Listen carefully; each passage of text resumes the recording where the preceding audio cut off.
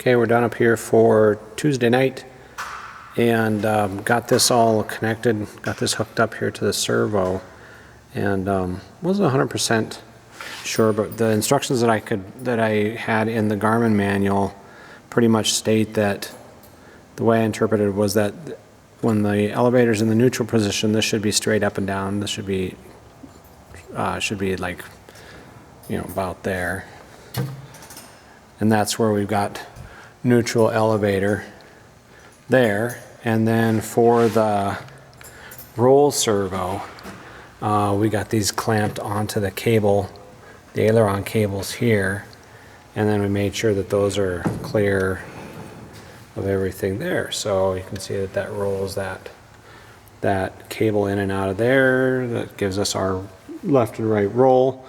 So was there anything we weren't sure about? I know we talked, we chatted a little bit about if we need to trim these or how to trim these, or if we do, if we should put some, I don't know. I thought there would be like a ball swaged on the end of this, but there isn't. So I'm thinking maybe cut that and put a little JB weld on it or something, or I don't know what, something to keep it from fraying out as it ages. But yeah, so got that part done there, and yeah, that's all that we had to do here. So we'll go back to the next day. Howdy, howdy. It is Wednesday, April 3rd, and I've got the guy that did these cable terminations for me, these antenna cables. I think he's coming up. We're going to shorten this up a little bit here and put some new connectors on the end. And I just heard my phone ding, and I think that's him. He might be here. So we're going to work on that. We'll get that done, and we might get started looking at some of the interior closeout stuff. All right, we're done for tonight, and I didn't get any video. We didn't get started on any interior closeout stuff because we spent the time with Alan doing these connectors, and I should say he did the connectors, did a fantastic job on this stuff. Ended up putting a right angle connector on this one. This is for the transponder antenna, and that's going to be right down there. We'll get this strung in here and get that laid out so it goes down in there. And the other one was the nav radio antenna, that one there. Just shortened that one up a little bit so everything is pretty tidy up in there. So yeah, not anything to show you. So we'll get back to whatever day it is right now. So see ya. Thursday, April 4, and got the replacement fan in for this here. So we decided we're going to go ahead and do that. So we'll have to redo a ring terminal where I had this grounded on that panel there. So we'll do that, and we'll have to reconnect it, but splice it in to its power source. So we'll get to working on that, and that's probably about all we'll do. So we'll see what we get.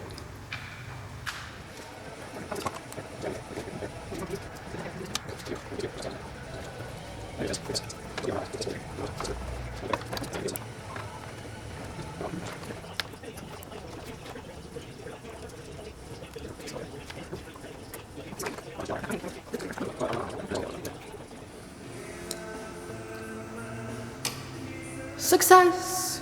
Woohoo! All right, it has been a really nice week this week. However, for this weekend, Saturday and Sunday, we're supposed to get rain and snow. We'll see. We're supposed to get in about an inch or so of precipitation, they're thinking, but we really need the moisture. We'll see what happens. Okay, got the fan replaced and it's working good. Did make a slight change here and put this little two-pin Deutsch connector in here, so that if we do ever need to take this fan out, I can just take the screws out from underneath the panel, from under here, and it's accessible from the front side. We can get to it up under here and pull those screws, and then just slide the fan over, and then you can actually reach up either from, can reach up either from this side here and release that, or move this over and like take the screws out and move it over, and then reach up through the hole and take this, unhook that connector right there. So that was the change on that, and we've got our, almost can't see it there. There's the 1 amp. There's the 1 amp fuse for it, and it sticks down right there. So that's accessible from underneath if I need to ever change that fuse as well. So that's it from Thursday. So we'll get back to it. Don't know if this is going to be its own video. Did we think about Tuesday, Wednesday, Thursday might be the own video? We'll see. If it is, hey, thanks for watching. Have a good evening, and that's it for now. Yep, so back to Saturday, and we will get going on some of this. We've got a couple extra loops of wire up here that we actually aren't going to be using that I know of, but we want to leave some up there in case we want to use an extra input into the G3X. So we'll get that cleaned up and stowed, and see what else we can get going on today. Got the vacuum hose put in for the ignition modules. It comes through the firewall right there, and since we flipped these boxes around, I was a little worried we weren't going to have enough hose to reach both of the boxes, but the hose that came with it is just long enough to fit to both sides. We put a T connector in up there on the top, and it's just long enough to put a T connector in, split that off both sides, and then we've got it going into the manifold pressure sensor right there, and it comes out of through the firewall right back there, and then comes around and then into that manifold right there. We're working away at just miscellaneous things today. One of them is where the autopilot roll servo connects to the cable. It does come close to where these seat adjusters are. And in the book they have the bolt, they show the bolts going this way with the nuts on this side.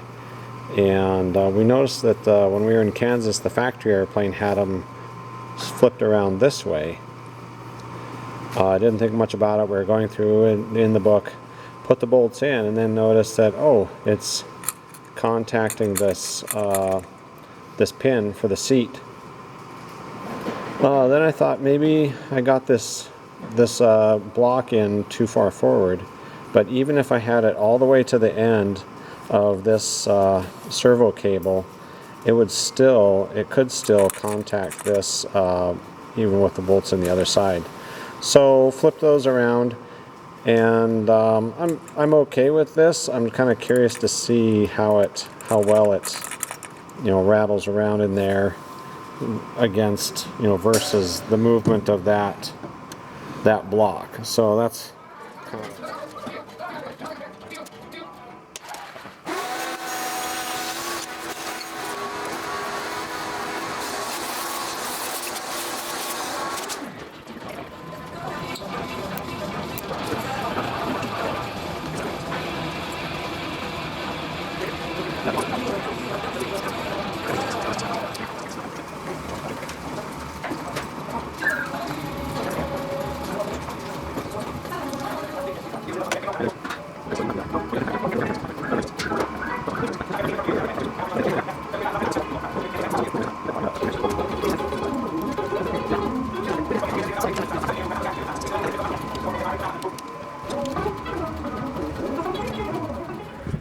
Well, it's spring in Montana.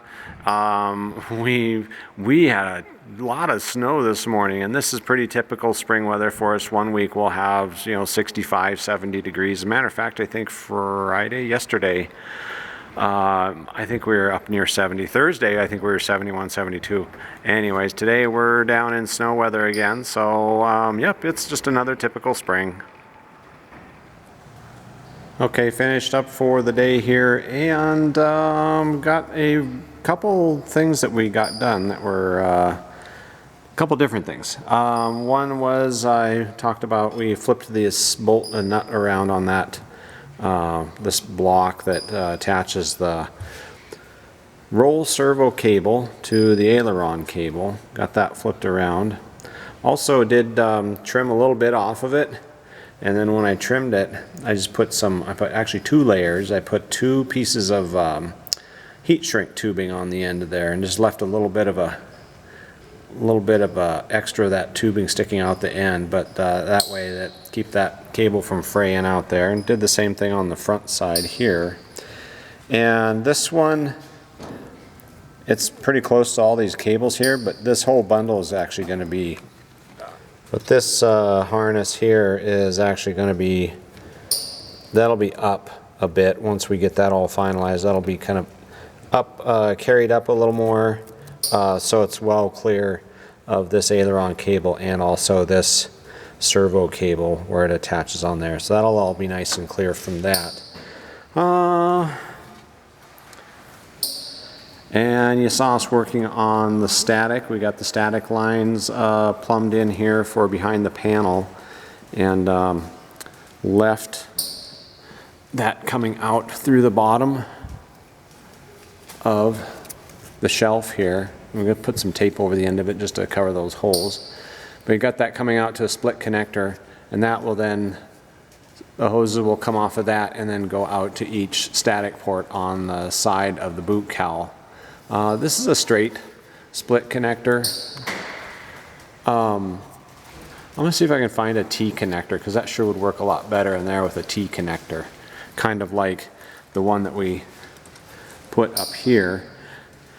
What else did we do? We did some management of these hoses, left a service loop in here so that if we do need to pull this GDU out to get into the panel, we've got a service loop in here that we can reach up and we can snip these wire ties, these 2 wire ties, and that leaves us a service loop to pull it out just far enough to get those hoses disconnected.